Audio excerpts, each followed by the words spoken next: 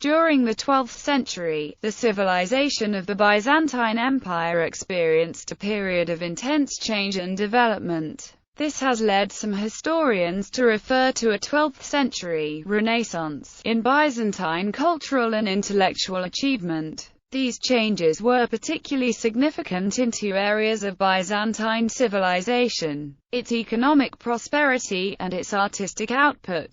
Economic expansion. Recent research has revealed that the 12th century was a time of significant growth in the rural economy, with rising population levels and extensive tracts of new agricultural land being brought into production. The widespread construction of new rural churches is a strong indication that prosperity was being generated even in remote areas. A steady increase in population led to a higher population density in many areas of the empire, and there is good evidence that the demographic increase was accompanied by the return of a thriving network of revitalized towns and cities. According to Alan Harvey in his book Economic Expansion in the Byzantine Empire 900–1200, archaeological evidence from both Europe and Asia Minor shows a considerable increase in the size of urban settlements, together with a notable upsurge in new towns.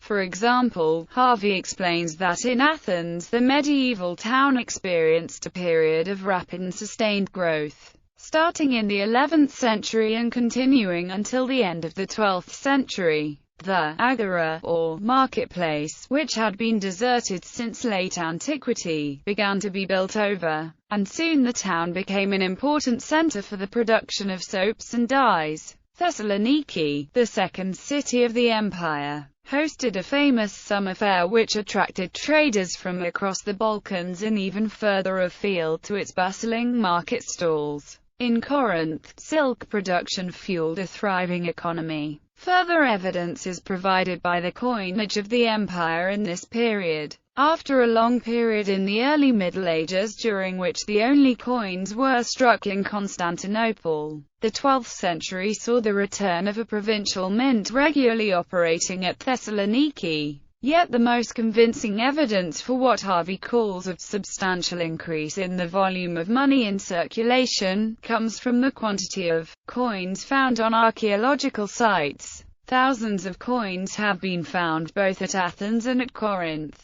Some idea of the scale of the expansion that took place here can be gained from comparing the number of Corinthian coins dating from the reign of Theophilus at the start of the expansion, with the number of coins dating from other periods. Harvey states that about 150 coins can be attributed to this emperor compared with only 20 from the previous century. By contrast, excavations in 1939 revealed 4,495 coins dating from the reign of Alexios I Komnenos and 4,106 coins from that of Manuel I Komnenos. At Athens, coins from the Komnenian period have also been found in abundance. Similar evidence of economic expansion has been discovered elsewhere in the empire, especially in the European provinces. In Asia Minor, some areas had become depopulated due to Turkish raiding in the late 11th century.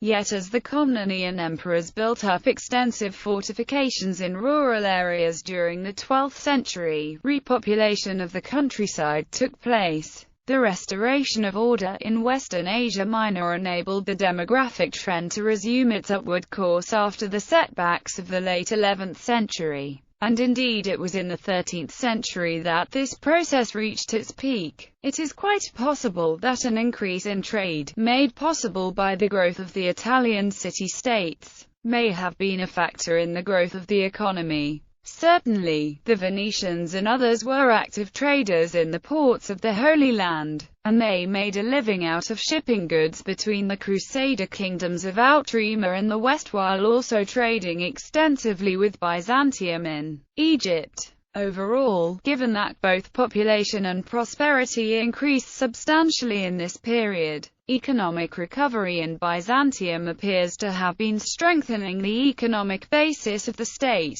This helps to explain how the Komnenian emperors, Manuel Komnenos in particular, were able to project their power and influence so widely at this time. Yet this is by no means the only effect of economic expansion in the empire. The effect on Byzantine culture and society was also quite profound, as we shall see. Artistic revival. The new wealth being generated during this period had a positive impact on Byzantine cultural life. In artistic terms, the 12th century was a very productive period in Byzantine history. There was a revival in the mosaic art, for example, with artists showing great interest in depicting natural landscapes with wild animals and scenes from the hunt. Mosaics became more realistic and vivid, with an increased emphasis on depicting three-dimensional forms. In the provinces, regional schools of architecture began producing many distinctive styles that drew on a range of cultural influences. All this suggests that there was an increased demand for art, with more people having access to the necessary wealth to commission and pay for such work. According to N. H. Baines in Byzantium, An Introduction to East Roman Civilization, Bibliography, Alan Harvey, Economic Expansion in the Byzantine Empire, 900-1200. Paul Magdaleno, The Empire of Manuel I Komnenos 1143-1180. N. H. Baines, Byzantium, An Introduction to East Roman Civilization. Charles Deal, Byzantine Art.